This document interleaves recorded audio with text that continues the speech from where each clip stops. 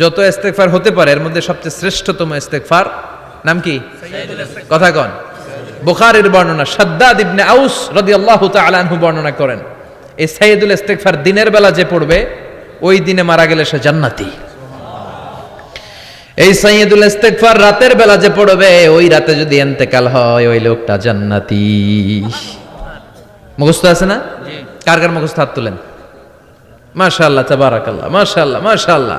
আর যাদের নাই তাদের হোমওয়ার্ক, তাদের আল্লাহুম্মা আনতা রাব্বি লা ইলাহা ইল্লা আনতা খালাকতানি ওয়া আনা আবদুক ওয়া আনা আলা আহদিকা ওয়া ওয়া'দিকা মাস্তাতা'তু আউযু বিকা মিন শাররি মা সানা'তু আবুউ লাকা বিনি'মাতিকা আলাইয়া ওয়া আবুউ লাকা বিযামবি ফাগফির লি ফাইন্নাহু লা ইয়াগফিরুয যুনুবা ইল্লা আনতা।